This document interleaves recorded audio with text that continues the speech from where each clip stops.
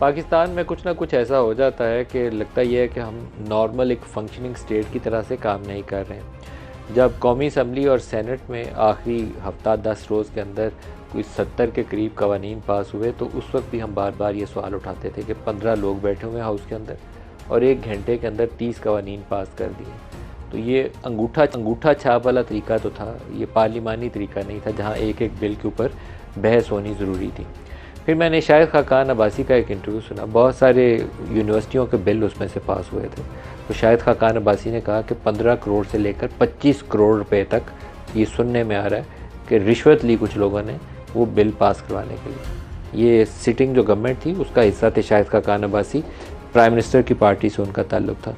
तो शहबाज शरीफ साहब के मुतल्लिक़ मेरा एक तासुर पहले भी था, लेकिन वो तक़वियत पकड़ रहा है कि शहबाज शरीफ साहब अपने केसेस तो माफ़ करवाने में कामयाब हुए हैं 26 अरब के, लेकिन जाते जाते वो इतना ज़्यादा कुछ कर गए हैं पाकिस्तान के साथ और अपनी जमात के साथ, सियासत और जमहूरियत के साथ, कि शायद वो जितना नुकसान उन्हें कोई मिलिट्री डिक्टेटर नहीं पहुंचा सका होगा, 12 अक्टूबर 99 को जनरल परवेज़ मुशर्रफ नहीं पहुंचा सका होगा PMLN को, शहबाज शरीफ की 1 साल की हुकूमत वो उनको नुकसान पहुंचा गई। बहुत सारे बिलों के ऊपर शदीद तरह की तशवीश पाई जाती है, जिसमें से एक ऑफिशियल सीक्रेट एक्ट है। ऐसे ही एक बिल था जो बाद में रुक गया, सेनेट में कुछ लोगों ने हिम्मत दिखाई, PMLN से शायद उतनी हिम्मत कोई ना दिखाता, सेनेटर मुश्ताक थे जमात इस्लामी के, वो बोल पड़े, JUI से एक वकील साहब बोल पड़े, और फिर इनकी जमात से भी इरफान सिद्दीकी साहब, उन्होंने भी उसमें हिस्सा लिया। वायलेंट एक्सट्रीमिज़म के ख़िलाफ़ एक बिल था। तो ये बहुत चीज़ें ऐसी थी कि जिसमें सीधा सीधा नज़र आ रहा था कि आप इंतहा पे जा रहे हैं किसी चेक एंड बैलेंस के मुखालिफ और फंडामेंटल राइट्स की खिलाफ वर्जी करते हुए। उसमें से एक ऑफिशियल सीक्रेट एक्ट था। ऑफिशियल सीक्रेट एक्ट भी पास हो गया, मिलिट्री एक्ट भी पास हो गया। मिलिट्री एक्ट के मतलब मैं अपनी राय आपको पहले भी बता चुका हूँ, दोबारा दोहरा के बताऊँगा। वो मैं इसलिए बताना चाहता हूँ कि पाकिस्तान में इस वक्त फ़ौज के ख़िलाफ़ भी अजीबोगरीब तरह से ड्रामा हो रहा है। फ़ौज को कभी सियासत में मुलव्वस नहीं होना चाहिए। मिलिट्री टेक ओवर्स ज़ालिमाना फ़ेल है, उसने पाकिस्तान को 2 हिस्सों में तकसीम किया। पाकिस्तान में मुसल्लह जत्थे इसलिए बने कि उस वक्त यहाँ पे कोई ना कोई डिक्टेटर काबिज़ था। मैं सख्त मुखालिफ हूँ मिलिट्री टेक ओवर्स का, लेकिन मैं ये कभी नहीं चाहता कि आर्मी चीफ़ जो सिटिंग है उसके ख़िलाफ़ बगावत के ऊपर लोगों को उकसाया जाए। इसके ऊपर भी मेरी बड़ी क्लियर पोजीशन है। अरब स्प्रिंग जो थी वो क्यों कामयाब हुई, वो सारे मुसलमान मुल्क क्यों तबाह हुए, वहाँ पे फ़ौज तबाह हुई, वहाँ फ़ौज के अंदर अफरा तफरी फैली, क्योस फैला, यूनिटी ऑफ कमांड ख़त्म हो गई। तो जब यूनिटी ऑफ कमांड ख़त्म हो जाए तो फ़ौज तबाह हो जाती है। तो मैं अपनी फ़ौज के साथ ये कभी नहीं चाहूँगा, अपने मुल्क के साथ ये कभी नहीं चाहूँगा कि वो दिन आए, लेकिन फ़ंडामेंटल राइट्स की खिलाफ वर्जी उसके ऊपर अगर हम नहीं बोलें तो फिर तो मेरा जर्नलिज़म कोई नहीं है, और वो लोग जो पार्लिमान में जिन्होंने बैठ के इन बिलों को पास करवाया उनकी जमहूरियत कोई नहीं है। मैं उनके मुतल्लिक़ शदीद तहफ़्फ़ुज़ात रखता हूँ, शहबाज शरीफ के मुतल्लिक़, आसिफ अली ज़रदारी के मुतल्लिक़ और इमरान खान की जमात के मुतल्लिक़, क्योंकि वो सारे इसका हिस्सा बने। जिस वक्त आर्मी एक्ट पास हो रहा था सेनेट में, तो सेनेटर्स की जो अक्सरियत उस वक्त सेनेट में मौजूद थी उनका तल्लुक़ तहरीक इंसाफ से था, उनका तल्लुक़ उस वक्त PDM की जमातों से नहीं था। इसके बावजूद वो एक्ट जो था सेनेट से पास हुआ, फिर उसके बाद कौमी असम्बली से भी पास हुआ। तो ये सारे लोग शरीक जुर्म हैं जो बाद में मगरमच्छ के आंसू बहाएंगे। बहुत सारों के ऊपर हो सकता है आने वाले दिनों में ये ऑफिशियल सीक्रेट एक्ट का इतलाक़ हो, जैसे अभी शाह महमूद कुरैशी पे हुआ है या इमरान खान पे हुआ है। हो सकता है कल इनके ऊपर भी इतलाक़ हो। कल जब इमरान खान इनको पकड़ पकड़ के जेलों में डाल के, तो वो कहता था कि AC उतरवा दो, पंखा उतरवा दो, ये चोर और डाकू हैं, तो उस वक्त भी समझाते थे कि ये बातें मत करो। कुछ चीज़ें जो हैं वो एक ख़ास डिकोरम के अंदर रहते हुए सिविलाइज तरीके से आप करें तो ठीक लगती हैं। अपने मनसब से गिर के या दूसरे का जो अल्लाह ताला ने उसको इज़्ज़त दी है, कोई वज़ीर आज़म है, कोई सदर है, उसको तहकीर अमेज़ तरीके से आप किसी पे हिरन डाल दो, किसी पे घर पे धावा बोल दो, कोई वो मरियम थी कमरे में तो उसके कमरे का दरवाज़ा तोड़ दो, तो इस ज़ालिमाना फ़ेल की सज़ा मुकाफ़ात अमल से मिल जाती है। आज मैं एक पुलिस की रिपोर्ट पढ़ रहा हूँ, अटक जेल के अंदर इमरान के सेल के सामने CCTV कैमरा लगाया गया। उसकी ओपन टॉयलेट है और 2-2.5 फुट ऊंची उसके ऊपर इर्द गिर्द उसके दीवार है, ओपन टॉयलेट है और उसकी जगह भी नाकाफ़ी है। इस सूरत हाल में आप एक फॉर्मर प्राइम मिनिस्टर को रखते हैं। मैं इस पे अफसोस है मुझे, मैं इमरान खान की सियासत का हमायती नहीं हूँ जिसने पाकिस्तान में खल्फशार को हवा दी और वो सेम पेज की सियासत के नतीजे में यहाँ तक आए थे। लेकिन तमाम बुराइयों के बावजूद, तमाम उसके सियासी मसाइल के बावजूद, मैं उसके साथ इस सलूक की मज़म्मत करता हूँ। जैसे शहबाज शरीफ को अगर 10x10 के सेल में रखना, या शाहिद खाकान को वो कसूरी चक्की कहते थे कि छोटा सा सेल है जिसमें सीधी टांगें भी नहीं होती, उसमें उसको बंद करना जुल्म था, उसी तरीके से इस फॉर्मर प्राइम मिनिस्टर को बंद करना भी ज़रूरी है। लेकिन बम इससे और ज़्यादा बड़ा फटा है। सदर आरिफ अलवी को दोनों बिल गए, बहुत सारे और बिलों की तरह ढेर सारे बिल थोक के हिसाब से खीरी जा रहे थे। बिल मुख्तलिफ तारीख़ों में उनके पास गए और वो आखिरी तारीख तक उन बिलों के ऊपर बैठे रहे। मैंने उनसे उनकी ज़ुबानी या इन राइटिंग उनकी किसी ट्वीट के नतीजे में ये नहीं देख सका पहले कि उन्होंने आर्मी एक्ट के ऊपर या ऑफिशियल सीक्रेट एक्ट के ऊपर कोई इतराज़ात लगाए।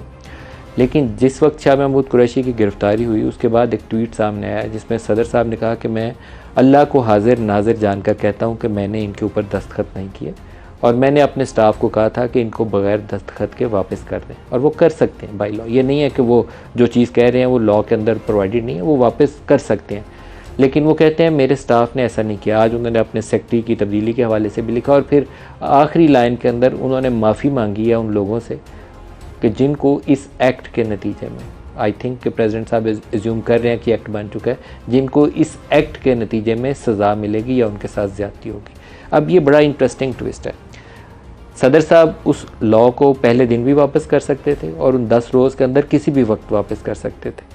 अगर उन्होंने वापस करने को कहा है तो उसका कोई प्रोसीजर होगा, कोई डायरी नंबर डला होगा, कोई मीटिंग के मिनट्स होंगे। और अब भी मैं उनकी बात को अहमियत दूंगा, हेड ऑफ़ स्टेट है, उनके सिग्नेचर के साथ सारा कुछ होता है।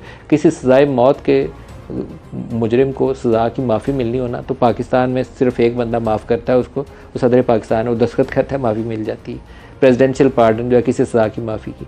तो मैं अभी भी सदर के इस दिए हुए बयान को, जो उसने अल्लाह को हाजिर नाज़र अंडर ओथ स्टेटमेंट दी है, वो कहते हैं कि मैंने इसके ऊपर दस्तखत नहीं किए, तो फिर वो लॉ कैसे बना?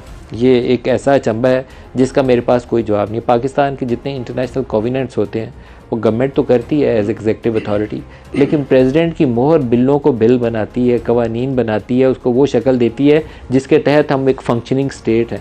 वो प्रेसिडेंट अंडर ओथ कर रहे हैं कि मैं इसको दस्तखत नहीं किए। तो फिर क्या हुआ है पाकिस्तान में और अब इसका हल क्या है? एक तो बज़ाहिर तासुर ये है कि वो चीफ़ जस्टिस को ख़ुद लिख सकते हैं, ख़त लिख सकते हैं और उसके अंदर पूरी कहानी बता सकते हैं।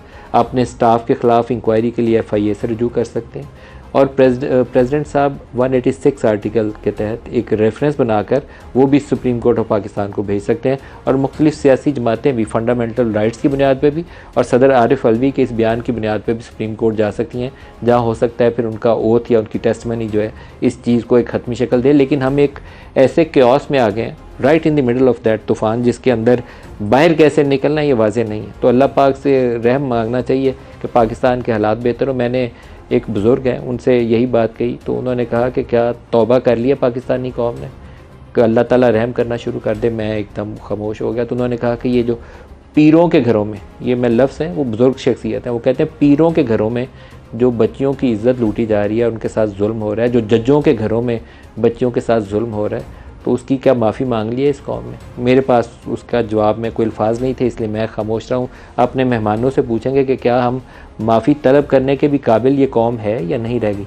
ये है तो एक बहुत ही तकलीफ़ दह मुकाम है कि वो शख्स जिसको उस इलाके के लोग पीर का दर्जा देते हैं, उसके घर में किसी की बहू बेटियों की इज़्ज़त लूटी जाए और उसको मार दिया जाए, और वो जज जिसने इंसाफ करना है उसके घर किसी की बेटी को मार दिया जाए।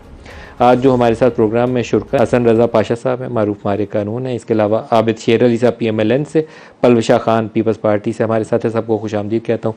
हसन रज़ा साहब, आप इस कज़िए पे थोड़ी सी रोशनी डालिए। मेरी तो समझ से बालता रही, सदर साहब के ट्वीट ने बम फोड़ा है, बम जी।